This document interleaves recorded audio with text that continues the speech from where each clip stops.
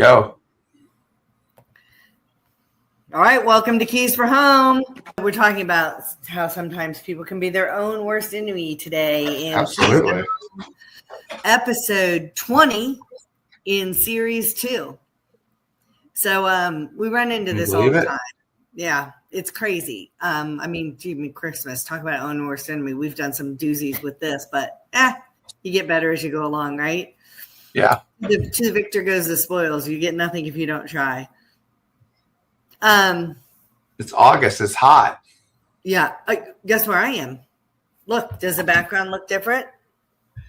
Okay, I can't see. I'm at the lake. I'm at a lake in Ohio. And guess what I'm getting for dinner tonight? Casano's Pizza. Yeah. I'm so excited. Yeah, when we're done with this, I'm going to go get it. So for all of you not in the Ohio area or not in your hometown, I'd love to have somebody comment. When you go back home, do you just eat? Like, are you like, oh my God, I got to have this? So like tonight I'm having Casano's. Tomorrow we're having their Dutchman. My mom's having pasta salvi tonight from a restaurant called Salvi's that closed. And so I'm excited. Casano's Pizza King. I got to put my phone on Do Not Disturb because people are disturbing me and I'm disturbed enough. So true. So I've always told my kids, learn from your mistakes.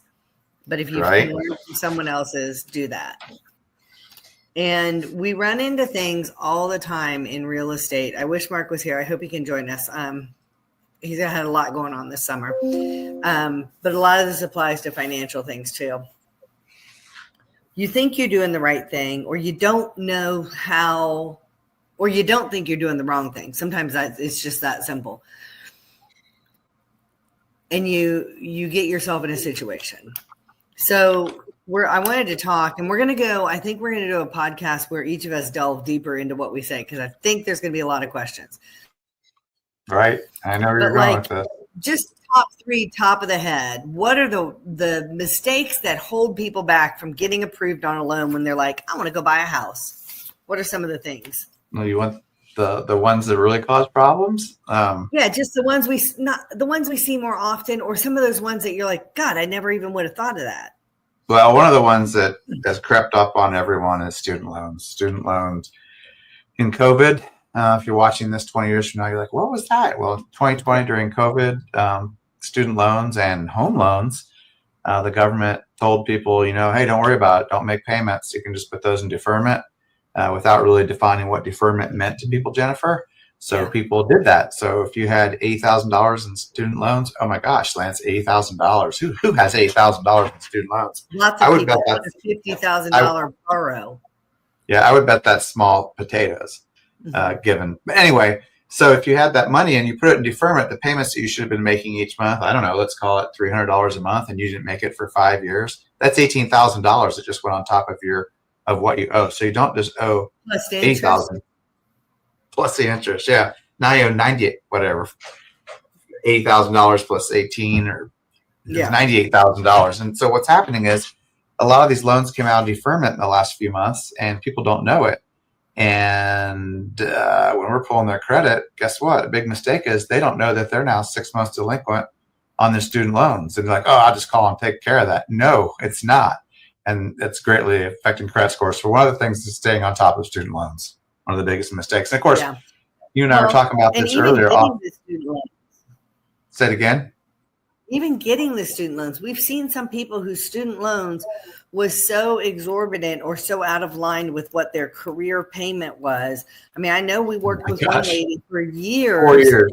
She had borrowed like what, $40,000 or $50,000, but her student loan was $80,000 because she was servicing the debt and not paying it down. And she thought she was doing the right thing. She thought she was doing what she was supposed to by going and getting a college education. That's one of our great success stories. Actually, it's someone that we worked with for 3 or 4 years, and she was so defeated for all those years, and then it worked out. So I always love telling that story. Her name's actually Rhonda, and I hope she'll come on here with us sometime and talk about it a little bit. You and I were talking about, and I was just joking a second ago, $80,000 for college. Jennifer and I were talking a second ago off air. when her mom went to school from 1958 to 1962. Are you impressed, Jennifer, that I actually remembered those years right there? Yep. It was $125 a quarter. $125 a quarter. Jennifer went a few years later, many years later, to the Ohio State University. And how much was it then? So I started, it was $525 a quarter, and I paid my own way through. We've talked about that. And so it took me 6 years because there were a couple quarters that I had to like stretch out. I didn't have the funding. And when I graduated, it had gone to $925. So in the 6 years I was there, it went up $400 a quarter. What year did you get there, Jennifer? I got there in 85. So in the 23 years between my mother and I, it went up 400. And in the 6 years I was there, it went up another 400. That's interesting. We always talk about our long lost relative between the two of us somehow. Yeah. But I got college in the fall of 92 at the University of Toledo, and it was $925 a quarter. That's funny. Yeah. And it was right on tracking with what the Ohio State University state schools. But gosh, what is that today? What is that today? Well, that's what they were talking about. So I was listening to something a little earlier, and they were talking about a state school, and I'm just talking about the tuition. I want to say it was around $10,000 for the year. For the tuition. A private school tuition is $35,000 to $45,000 a year. So what's happening is you're getting out, and you talk about debt to income ratio, and you're making $90,000, but you just took out four $45,000 loans to make $90,000. If you're lucky. Some of these people are taking out $40,000 loans to make $30,000. So student loans, what else would you say? Debt consolidation. You know, this was a big. I've been doing this for 20 years. Right? Come on. Say it again. You're supposed to get rid of your debt. Correct. Debt consolidation. We saw a lot of this in 2003, 4, and 5, leading up to the crash. It's not what you think it is. You're like, what do you mean debt consolidation? Can I get a mortgage with all the equity that you and Jennifer are talking about? I can refi my. Well, yes, that's one thing, but there's another type of debt consolidation that you see on late night television or you hear on the radio where they're like, hey, call and settle. And typically what happens in those circumstances, unfortunately, what happens is these are companies that make fees off of helping you settle your debt. But in order to get someplace where you need to settle your debt, you often have to get delinquent to settle your debts. So a lot of times people with you, right? Right. A lot of times someone will call it debt consolidation and say, okay, I've got these 3 credit cards that total $20,000.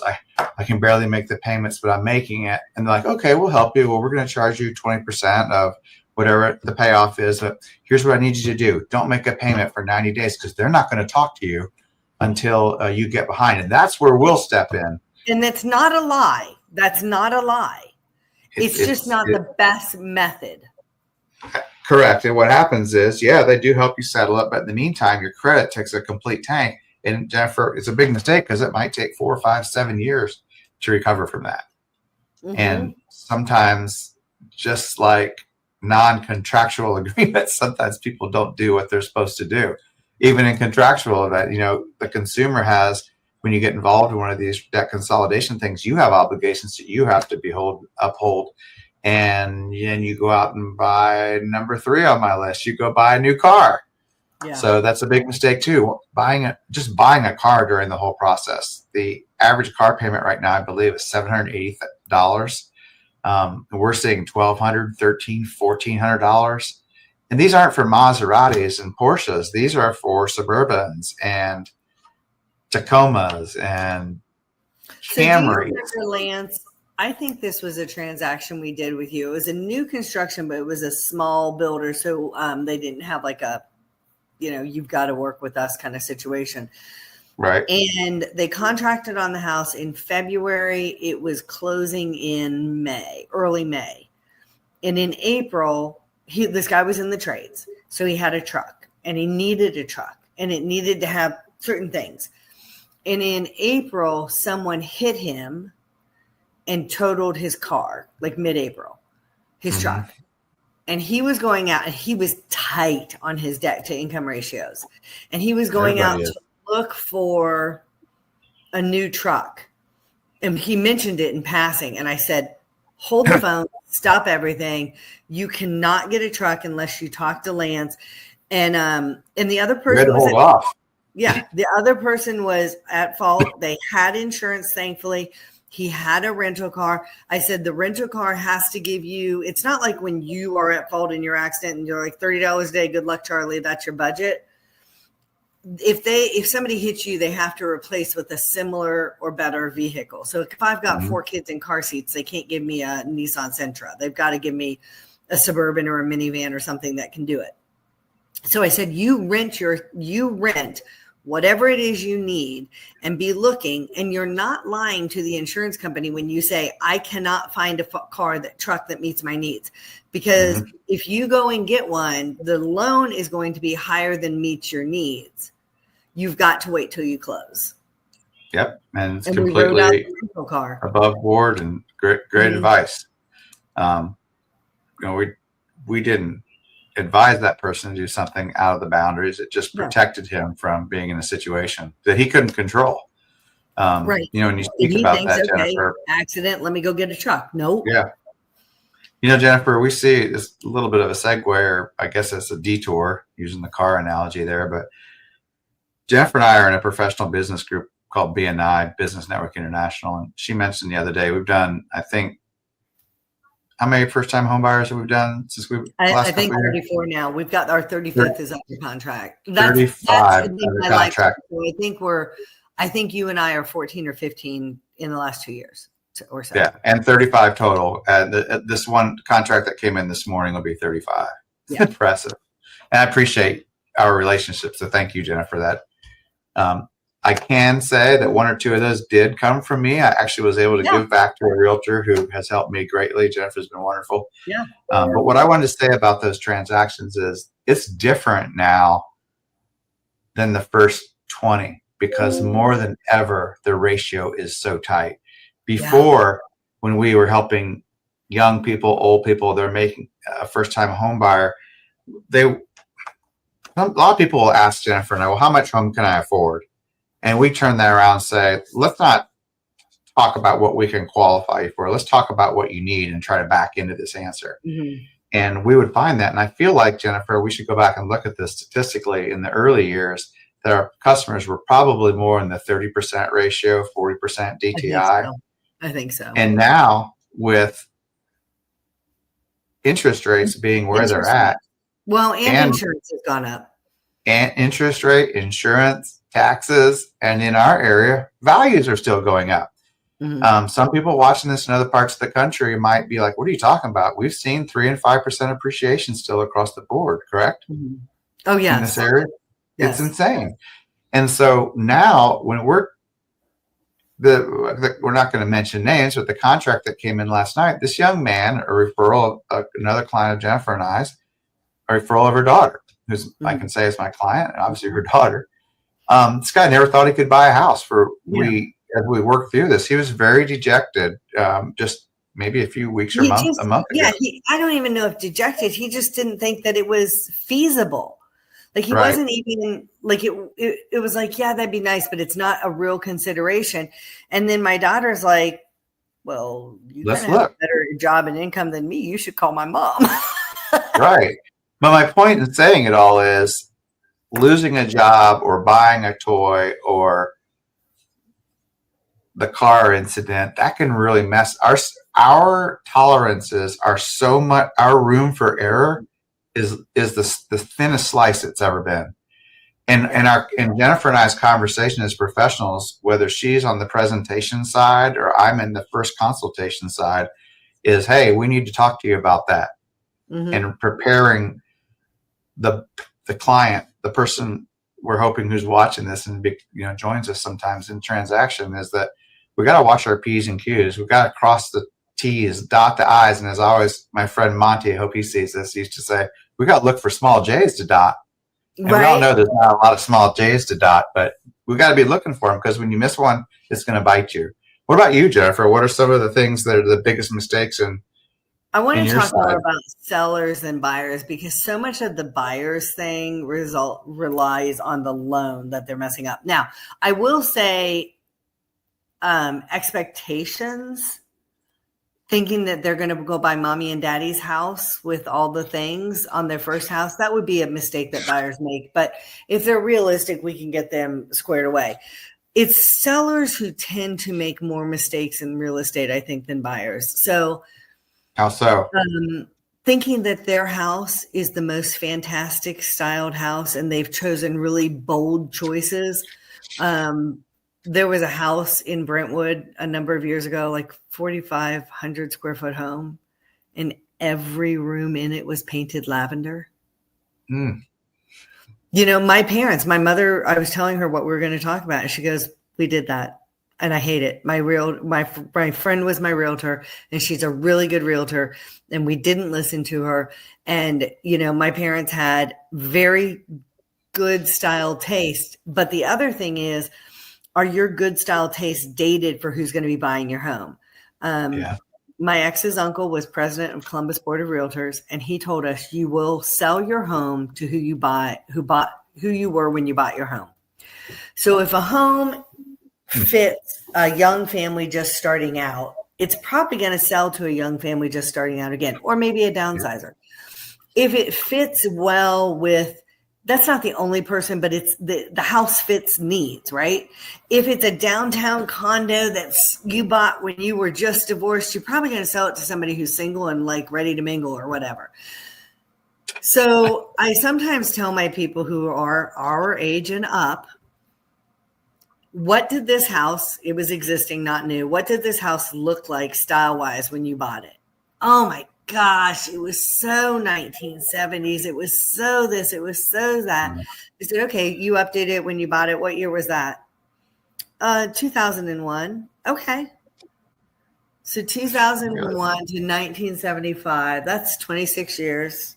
What year is this? Oh my God. Yeah, your house, you have not changed since you beautified it in 2001, which was, spoiler alert, 24 years ago. And so I always say, you know, how old are your kids? Or do you have any nieces and nephews who are in the 30, 35 age range that you were when you bought this home? Is this how you think they would decorate your home? Well, no. Okay, I'm not saying you have to decorate it for that, but that's the buyer pool for your home. So you need to speak to them because nobody knows how much things cost. You walk in and you're like, oh, God, this needs painted. That's $40,000. Well, not necessarily, especially with my contacts. So let's paint it neutral. Or this carpet is older. Let's put in a mid-level builder grade that freshens it up. Well, what if they don't like it?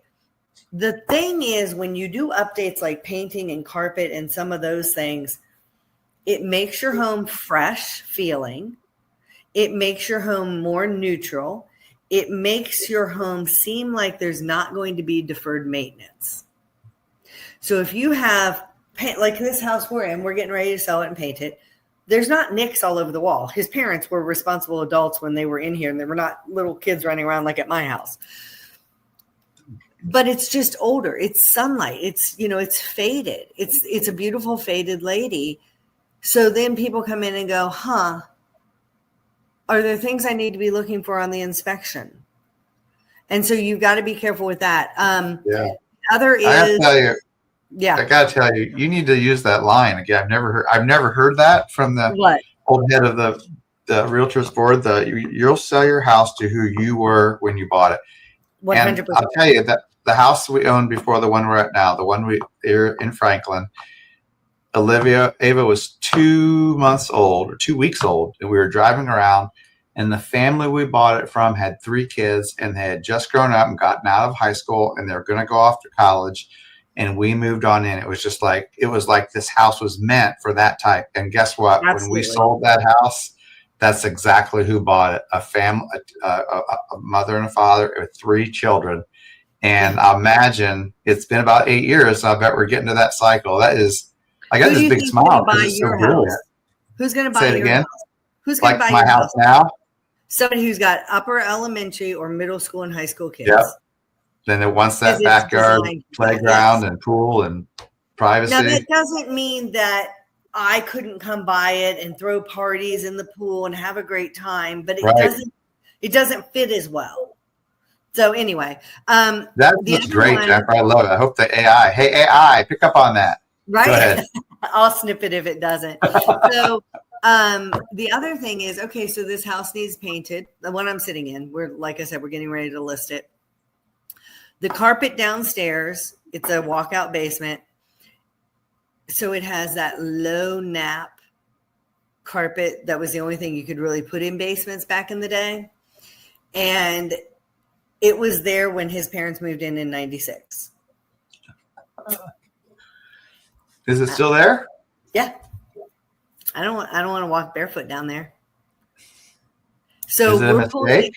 What are we going to do? You're pulling it. No, so we're pulling it out and we're putting in LVP, which is a great product we have now. And Tim and my son are doing it.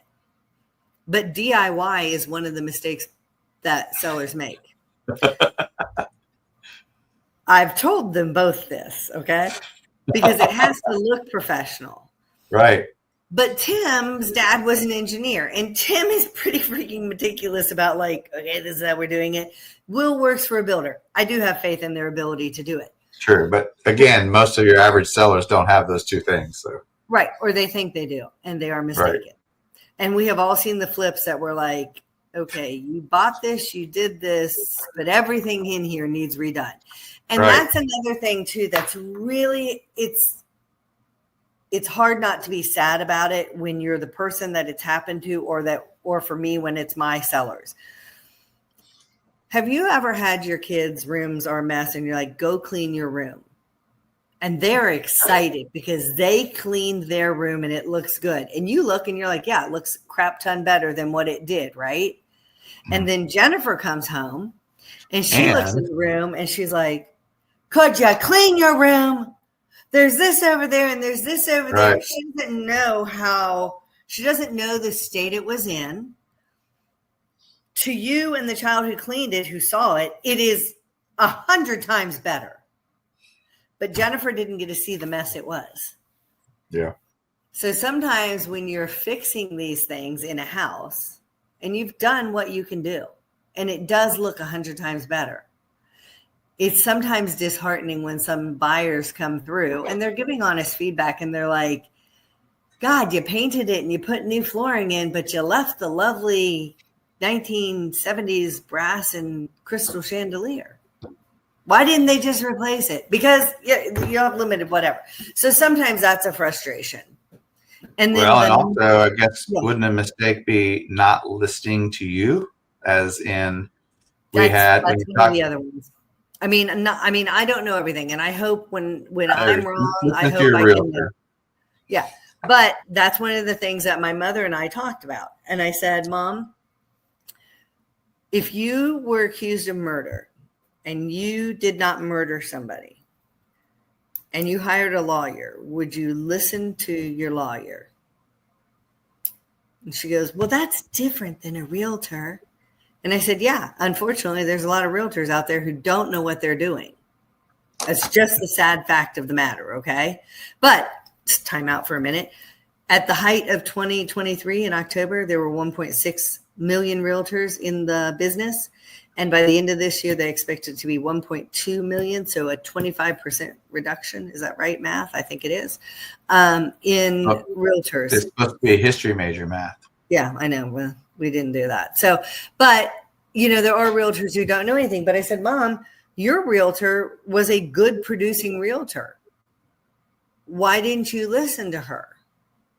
Well, because the other two times we had sold homes, and it's true, like the home we sold before that, I was sitting at the table. Our pastor came over for dinner with us. And at the back of the weekly local newspaper, they used to have house ads in the paper. And I was looking for a horse farm. Because I was I remember going to 6th grade and I wanted to live on a horse farm. So I was just looking through the houses for sale and horse farm, circling stuff. And he goes, are you guys selling? Because I love this house.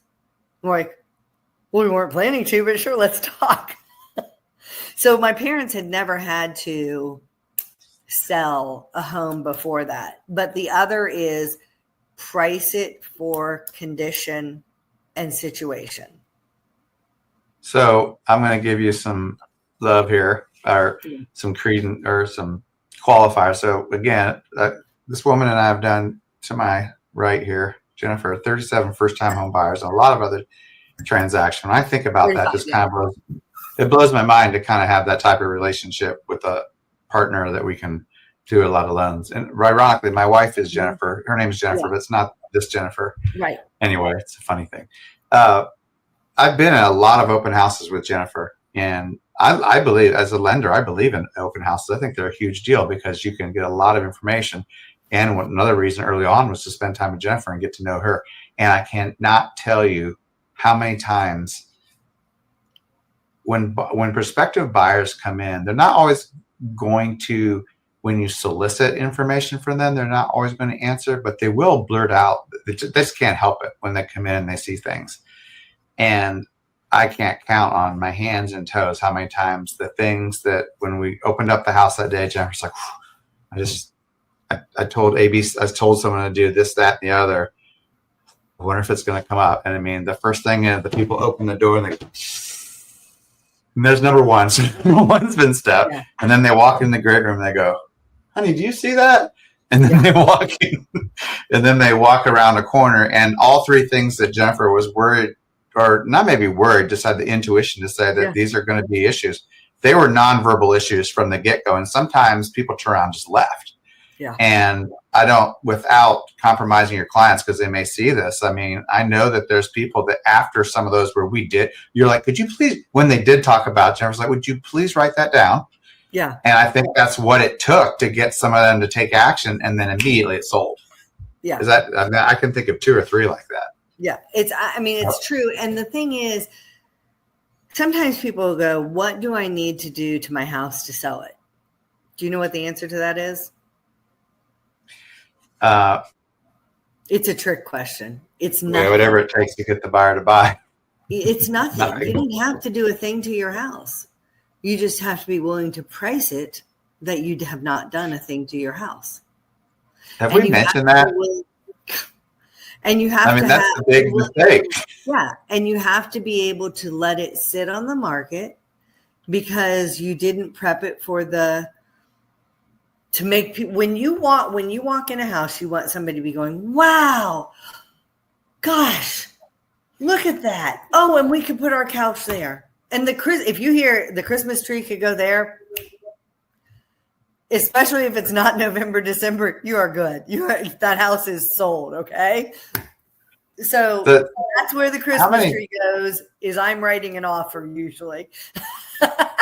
We don't have, I don't experience this with you, but I mean, I'll get like an internet lead or something like that. And the person's like, I want to go look at this house in XYZ USA. And I pull it up on a listing and it's been listed for 180 days. Yeah, no, I can't do this right now. Yeah. And it's like, well, what's the problem? And the answer nowadays is it's not priced right.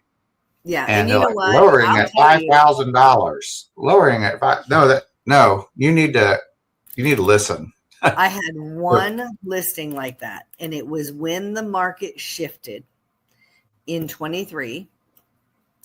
And I told them, and it caught all of us because the market had been going strong up, and then it was going, but it wasn't, but this is when it started to kind of reset. And I said, the market is resetting. This is what all my numbers are saying. And I always give a range of your house is between this and this that we're going to sell it for. And it's usually a couple of 10,000s. And I had given them the range. They wanted to try and push the top. And I said, okay. And it sat, and we ended up pulling it, and we're going to relist it in the spring. And Mr. had lost faith in me. And he relisted it with someone else. And guess what the bleepity bleep it sold for? I'm familiar with I had told them to change it to 8 months earlier. All along. It wasn't when I first recommended. It was in the range, but it was at the bottom of the range instead of the top of the range. Yeah, I call that the pride issue. I run into that with lending every once in a while where someone's like, oh, well, XYZ has a better deal. And in some cases, I know the company. I'm like, that's their modus operandi. They're going to give you a better rate, but it's not going to close on time. Yeah. Something's going to change. You're going to have to pay an extension. And sometimes you're involved with that, Jennifer, and sure enough, those things happen, but they're not going to, I call it eating crow. They're not going to come back. We don't. Plus, it's usually too someone late. else's fault. It's usually someone else's fault, not the lenders, when that happens. Yeah. I mean, realtors do it too, but I think that some lenders do it more throwing title or realtor or somebody else under the bus. There's a lot of inexperience in my business. So there's a major mistake made is letting friends use 800 numbers to either buy or sell or finance. Their friend. Or using your friend.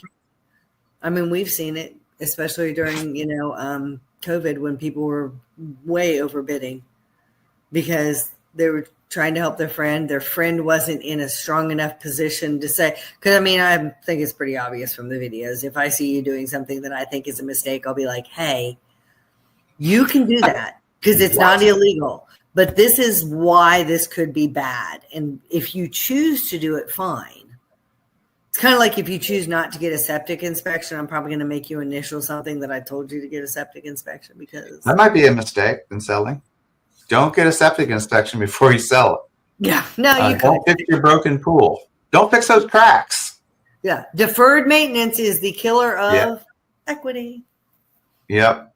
Oh my gosh, and in times like this, so we have consumer debt at the highest of all time ever. Yeah.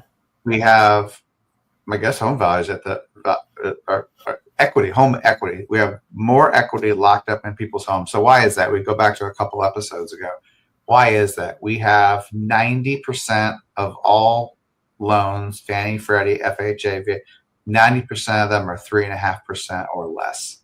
Yeah. The average rate today, 6.5%. 6.6. That's the average. I know someone's going to say, I heard higher, I heard lower. So be it.